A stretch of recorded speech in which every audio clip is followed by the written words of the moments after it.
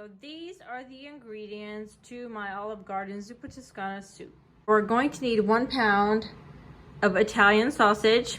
Then you're gonna need 1 1/2 teaspoon of crushed red peppers, 1 large diced onion, 4 tablespoons of bacon pieces, but I'm just gonna go ahead and what I've always done, and it turns out really good, is just take 6 or 8 slices of bacon, depending how much bacon you like in your soup, and I crisp that up, which I'll show you guys up, and that's what I use. Then 2 teaspoons of garlic puree, and I just use some crushed garlic.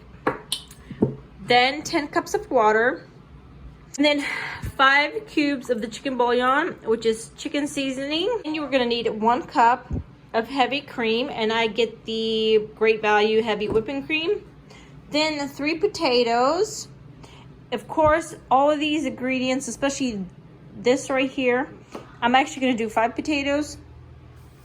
And the onion, I did a little bit more, but lots of these you can add more as you go or as you desire. Then, of course, at the very end, some kale. That is all the ingredients to this Olive Garden soup. So let's get cooking, y'all. Okay, before I start sauteing the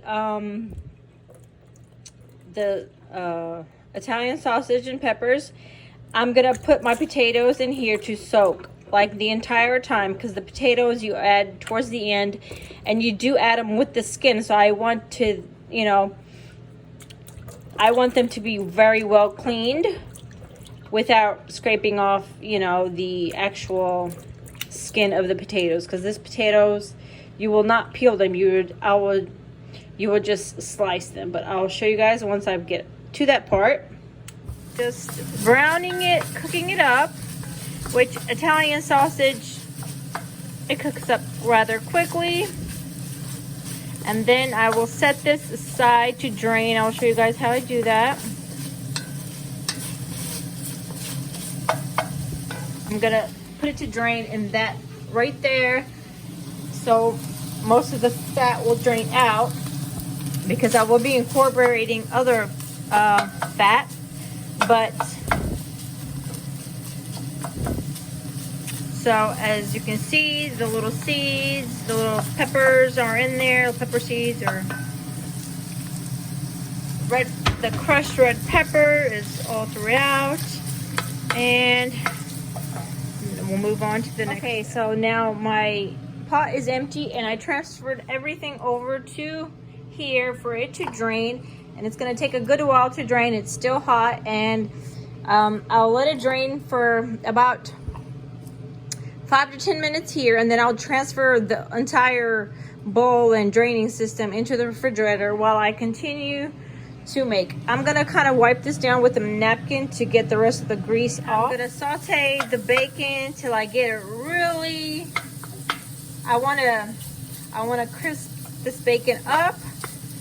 So I'm gonna crisp that up first before I add the onion and the garlic puree, because if I add them together like the recipe says, then the bacon doesn't get as crispy as I want it. So the bacon is as crispy as I want it, so I'm going to just dab out the excess oil. Careful when you're doing that.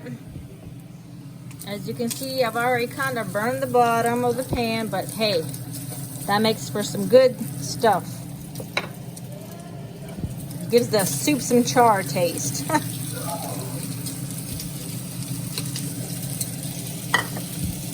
And then we're just gonna saute this for 15 minutes, all this together. Okay, it has been about 15 minutes of sauteing the garlic, the bacon, and the onion all together. Now I'm gonna start adding the chicken bouillon and the water. So I'm gonna start adding 2 cups of water at a time and let it gradually heat up. Okay, I poured my 2 cups of water, and I'm gonna add the chicken bouillon, but it needs to be added, I guess, when the water is a little bit boiling. And remember how I kind of burned the bottom? Well, I'm kind of rubbing all of that yummy goodness, because that was burned bacon, of course, and that's nice, you know, give the soup a nice robust flavor. Because my favorite thing about the soup is you don't add any seasoning other than the chicken bouillons. You get all of the flavor from the Italian sausage and the bacon. So I've added my 10 cups of water. I actually added one more. So it really depends on how much you want, but I added a little bit more of the ingredients. It's one of those soups where you can add a little bit of this, a little bit of that as you go along, as you feel like if it needs more, depending on what pot you make, what pot you have. You can go just by the ingredients themselves, or you can, like I said, add. So I'm gonna let this come to a boil now. Sorry guys, my stove is not pretty. I didn't, just last minute idea here, because I know some of y'all probably tired of my handbags, but whatever's. I like my handbags, they're a lot easier to deal with. But my Italian sausage is still draining there, and my kale is waiting. And the last ingredient, after it gets boiling, I'm gonna add the potatoes, and then towards the end we will do the heavy whipping cream and the kale. While I'm waiting for the soup to warm up, I'm gonna cut my kale. I'm gonna cut that rib off right there, because that's kind of annoying when you're biting into the soup, or you're into the soup and you get too much of a crunchy bit. So I'm gonna cut that off, and I'll be right back. So I've cut up my kale. Just got about like 2 big handfuls. That's all you really need. You can always add less or more depending on your preference. Alrighty, I added the potatoes, and now I'm gonna let it boil for 30 minutes. I just added the 1 cup of cream because my potatoes are nice and nice and cooked.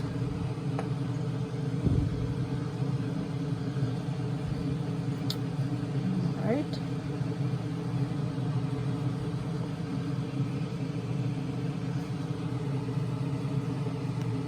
And I'm gonna let that cream warm up. I'm going to add the Italian sausage. The last thing I'm going to have to add is the cut kale. And so everything else that's in there, the potatoes, I put in the Italian sausage, and I'll just let the cream and everything come up. It was boiling, but when I added the cream, of course it changed the temperature, so I'll let that get back up to a nice little boil. All right, it is very warm. It warmed up now, so I'm gonna add the kale.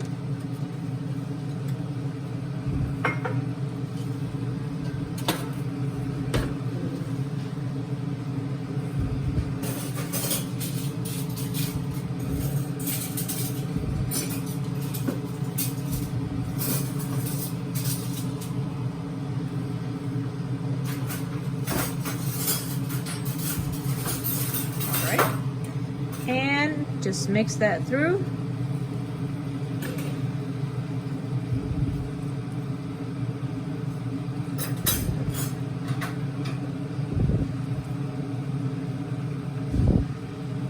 And now I will turn off the stove and just let it rest. And of course the kale will get softer, and the heat of the soup will cook it. She is all ready, and as you can see, the kale just softened up perfectly steamed. I like to steam it to where it doesn't turn brown, but it's still, it's still very nice and green. Look at the bacon, the sausage, and you can see the potatoes are Nice and done. The soup is absolutely delicious and easy to make, you guys.